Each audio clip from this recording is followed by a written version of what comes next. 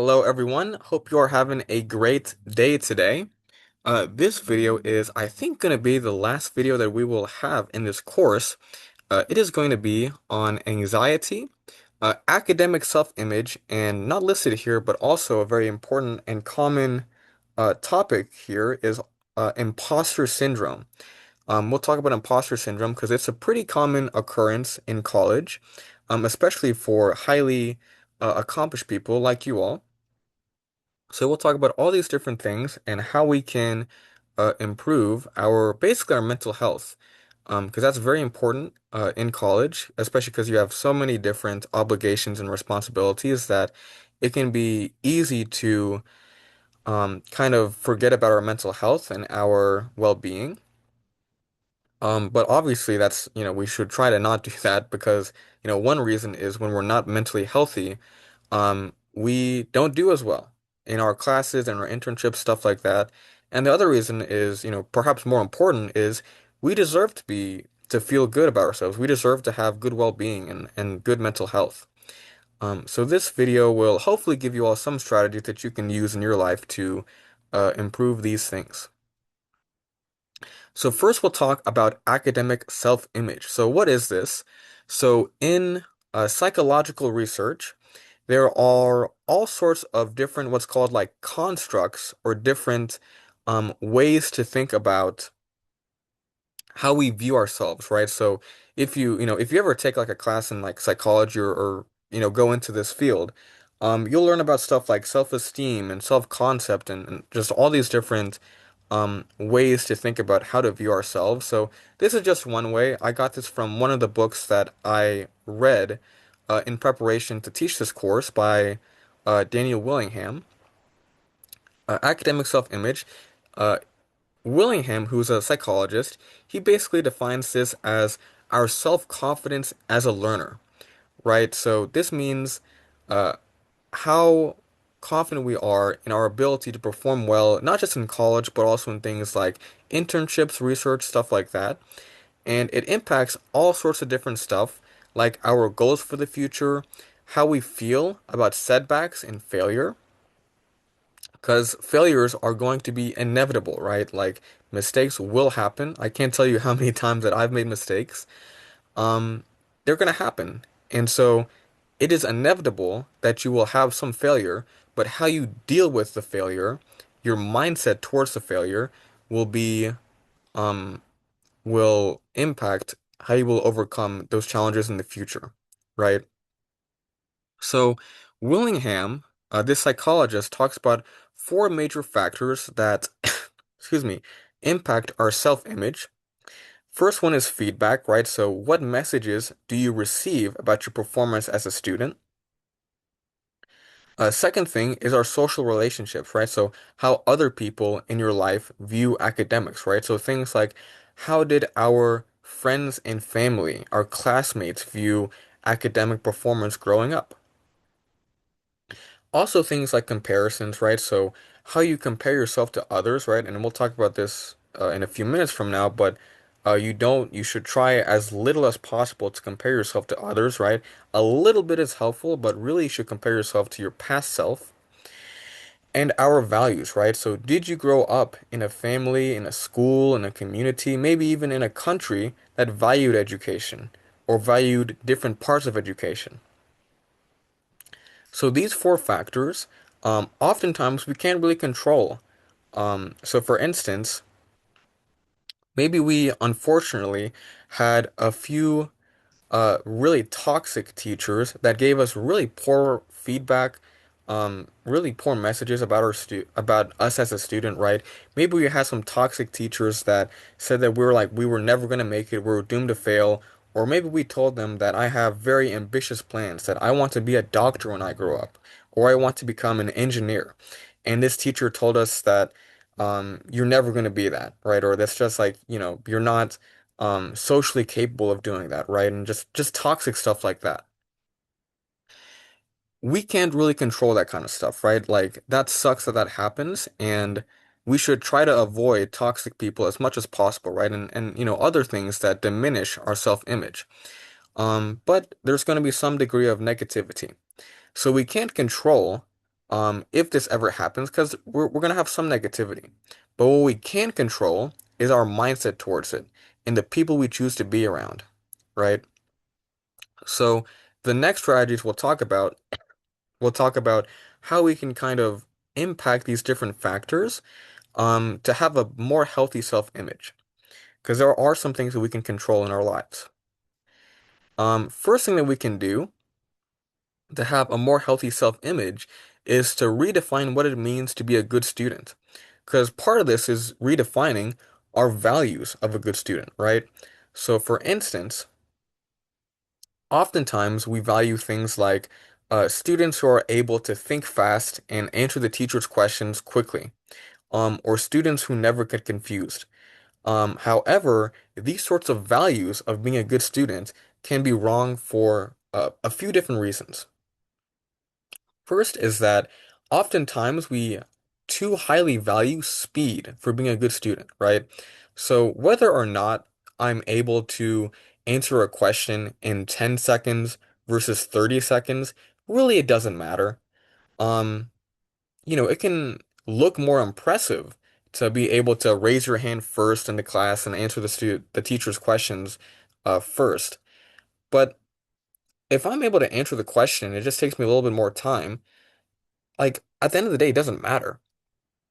I'm still able to do well on homework and do well on exam questions, stuff like that, right? And so being a good student really isn't about being fast. It's really about just putting in the effort and the time to deeply understand the material, right? And also to just understand that like everybody has different rates of learning, right? So like some people are just gonna naturally be better at math. Some people will just naturally be better at writing essays, right? That's just life. And so if it takes you like more time to write that essay or to do the math homework, that's okay.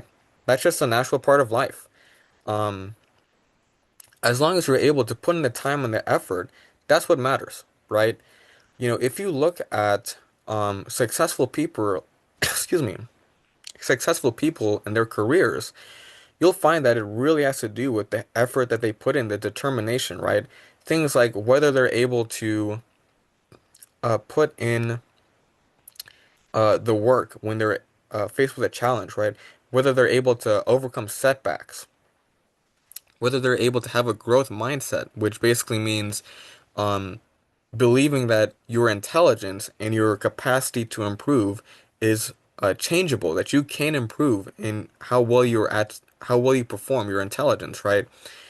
Those mindsets are more important than whether you're just naturally able to perform well. The second reason that our ideas and values of a good student can be wrong is that, like I've said before, is that being a good student is not a natural characteristic, right? It's something that you can learn and develop, right? So this entire class, right, has been trying to help you all learn how to be a good student, right? Some students, they don't need this help. They don't need to take study skills because they're just naturally good. Like there are some students that are like that, okay? But regardless, anybody can be a better student, right? Anybody can learn the strategies that we've talked about in this course and do better. And do better with procrastination or exam preparation or taking notes, whatever it is. If you have the mindset that you can do better at it, it's just a matter of how, you will have a better self-image and you'll be better able to take control of your life and to know what you can do to perform better. Another big thing with being a good student is being a effective person is more than just being a good student, right? So it also requires things like working well with others, being a kind person, right? Um, if you are going to college because you want to have a successful career and you want to have a meaningful and impactful life, um, then that involves much more than being a good student. And so let's say I have a self-image where I am not a good student in some capacities, right? Maybe I don't feel confident about my ability to perform well on exams, right? There are things we can do to improve at our exam performance, and that will help me with my confidence. But it's also important to just remind myself that, you know, there's other things to life, right? I might not be that good at exams, but I'm really well at working with other people. Or maybe I'm really strong at being a kind and caring person in a team. And those sorts of qualities are really important, not just in our careers, but just in life in general, right? So it's just it's important to just take a second and remind ourselves that we might not be the best students in some ways, but other capacities, other qualities of ourselves are important, not just for being a good student, but for being good at life, you know? Being able to work well with others is going to help me as a student when I'm in group projects, but also just help me in life when I'm interacting with my friends, my family, interacting with others in the workplace and stuff like that. So just remind yourself of what your strengths are, um, and redefine being a good student based on a more holistic understanding of what your strengths are. This can help you with your self-image. So an example here too is a very famous comic book creator, or not a comic book creator, but a creator of comics called Dilbert. So this is an example of where you don't have to be great or exceptional at one thing. You can also be successful at a few different things and combine those skills together, right? So this is an example with this comic. So Dilbert was a very famous comic, I guess comic strip, and I think they still make comic strips. These comics are, they're kind of satirical and kind of humorous. And I can't remember the guy that made these comics. I don't know, his name was Dilbert, but basically he his life story, a little bit of a background for him is he became very successful as a comic creator by combining a bunch of skills that he was, good at, but not like the best at, right? So he had a good sense of humor and he had a good skill at drawing, but he wasn't the best at it. But he was able to combine these different skills to make something that was really exceptional and unique for the world, right? These comics, and be successful in that way. And so this can be helpful because when you're redefining in your mind what a good student means and redefining those values, you can think of it as like, I might not be the very best at math, right? Um, and excuse me, let's say I want to be an engineer. I might not be the very best at math, but I might be pretty good at math and pretty good at design. I might be a very skilled designer and be able to write down or draw all sorts of different designs.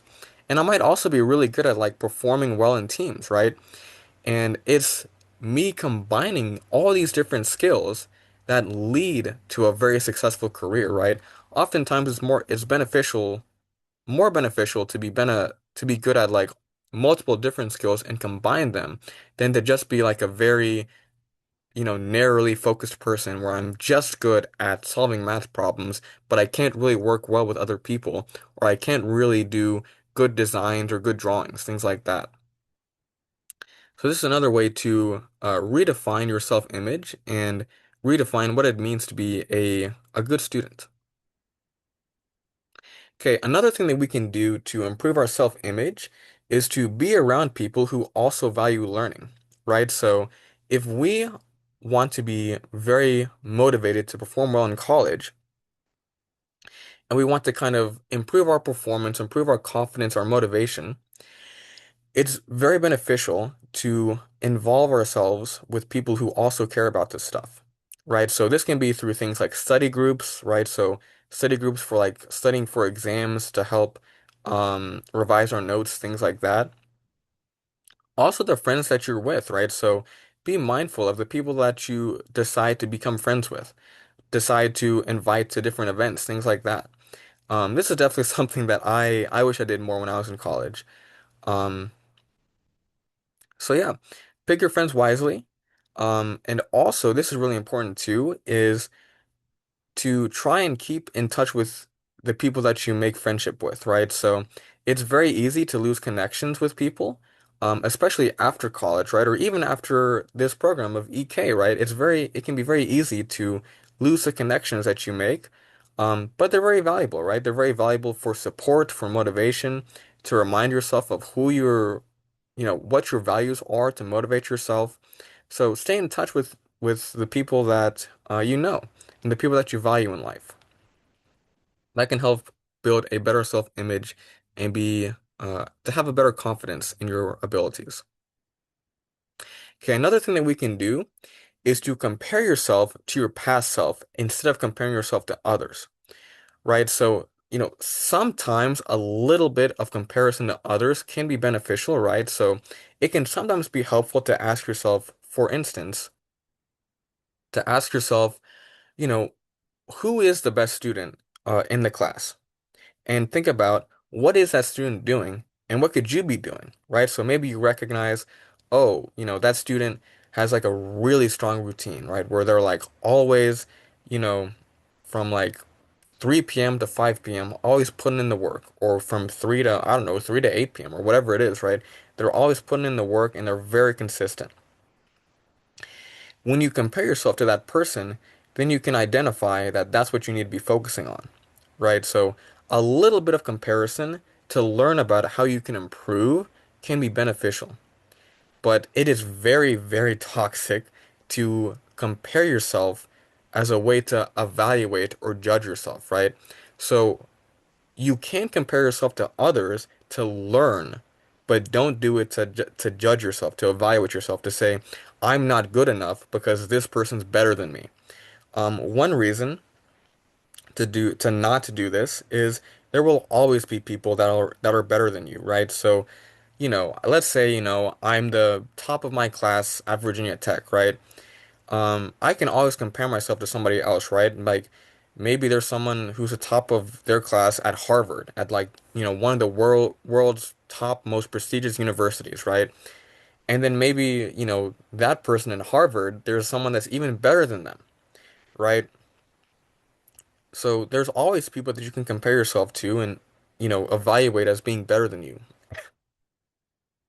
So it just doesn't make sense. Another reason is excuse me, everybody has different life backgrounds, right? Everybody has been dealt with a different hand of cards in life, right? So some people were born in environments that were more supportive of academics. Maybe they were born in areas that had better quality schools. Um, maybe they just have naturally like a better ability in math or something like that. Just different backgrounds, right? So, it doesn't make sense to compare yourself to somebody who might have a more favorable upbringing, right? Because we all start out in different places in life. And so, please, like, do not, like, this is something that I've had to learn myself in my own life is to not compare yourself to others, at least to judge yourself, right? It can be helpful to learn, but not to judge. Do not do this. It is a very good way to feel inadequate and um, yeah, it's just very toxic. Instead, much more healthy is to compare yourself to your past self, right? So compare yourself to who you were yesterday, or a month ago, or a year ago. And oftentimes, especially when you're applying the stuff that we've been learning about in this class, right? So stuff like how to form good goals, how to form good habits, right? Those are really the biggest things is how to form good habits. If you're applying what we've learned about in this class about habits and goals, you will find that your improvement will be slow, excuse me, will be slow and gradual over time, but you will be making a lot of improvement. It's just gonna be slow. And so by the time that you've been applying good habit strategies, you've been forming good habits about things like when to wake up, your sleep, stuff like that, your procrastination, and then you compare yourself to what you were a year ago, you'll be very impressed. And you'll be much more confident and you'll develop a sense that like it may take me, some time to improve as a person, but I know for certain I have a very strong sense of confidence that I will improve. It's just a matter of time. Um, so that sense is what you can get when you compare yourself to your past self. Okay, another thing is in addition to surrounding yourself with people that share your values of things like being a good student, being ambitious, whatever it is, um, it can also be beneficial to find practical advice from other sources, right? So we may have bad self-images and lack confidence simply because we lack people who can give us practical advice, right? So maybe we um, have limited confidence because we lack knowledge and advice on how to find internships, right? And this can make sense because maybe this is your first time trying to find an internship, right? Um, and so it makes sense that we lack confidence in this because this is our first time, right? So, experience will help, but also it's beneficial to just seek out practical advice, right? So seek out advice from things like advisors, right? Your advisor, professors, your classmates, your experiences from your other EK cohort members, right? From your tutors in EK, right? Things like that. Finding practical advice from these sources can help with this confidence. So yeah, that's pretty much everything that I have for how to improve your self-image and confidence. I know that this was a lot, so like always, pick whichever strategies work best for you that you think will be the most beneficial. I want you all to now take a second to pause, reflect on what we've just talked about, and complete this question. I used to think blank about myself. Now I will think blank.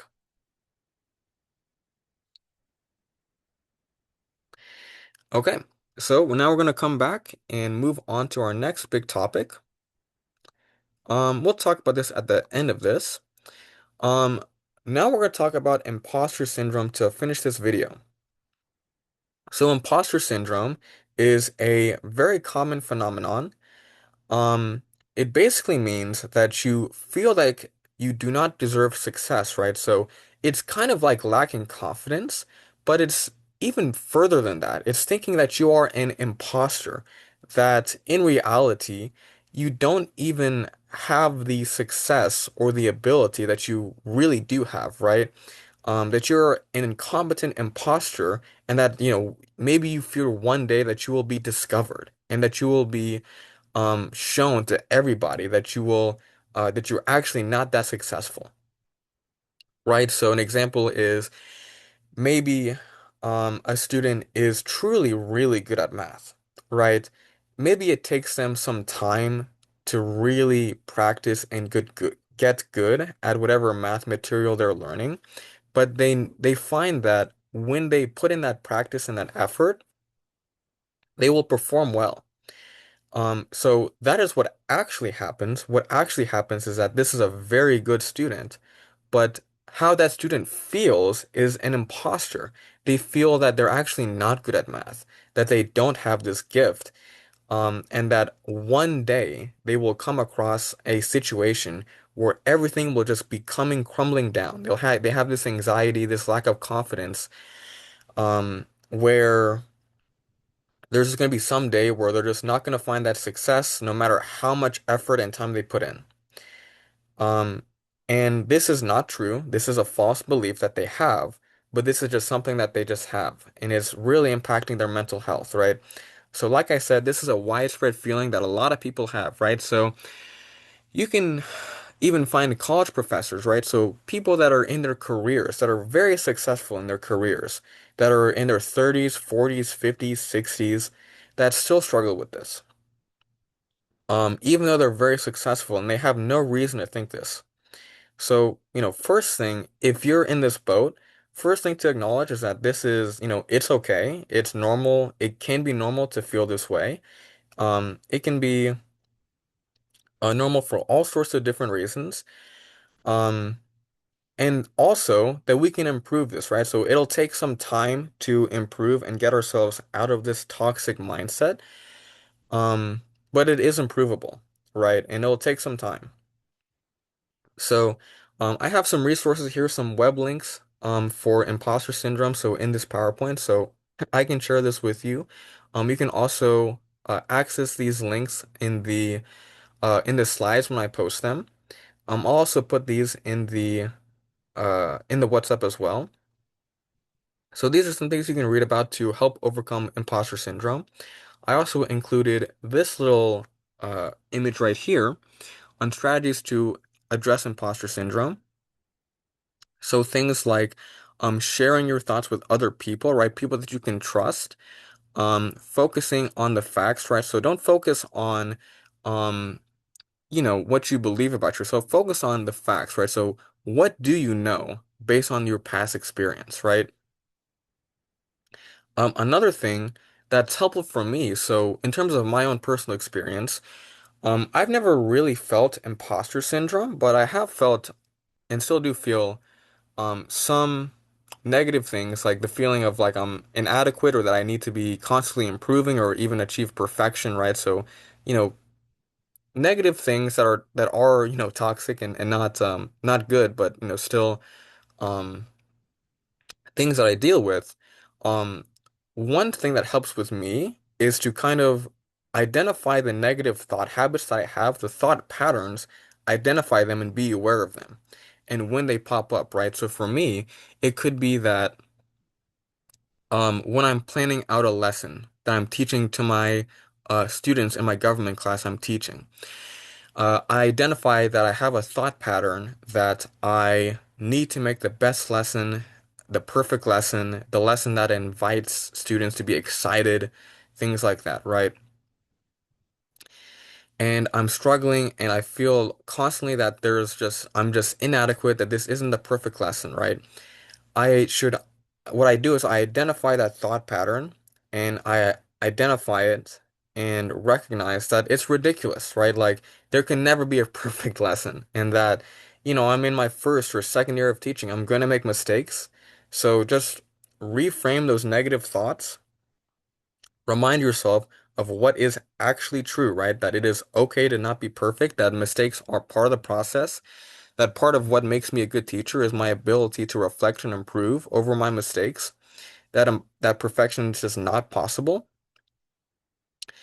And for me, what I also do is just I have some thoughts that I just constantly remind myself, right? So I constantly remind myself that perfection is not something I can achieve, that it's actually bad to try and achieve this because it's just going to make me feel frustrated, right?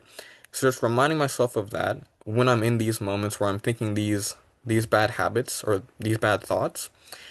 And another thing that really helps me out is that when I have these negative thoughts and feelings, to just take a second, if you have a second, to just identify those thoughts, find them in my body.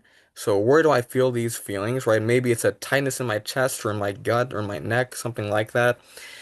And to take some time to just feel it in my body, to just take some deep breaths. Maybe I'm, you know, putting a hand on that part of my body and just taking a second to just almost like a meditation to just take some deep breaths and to just sit with those feelings, right?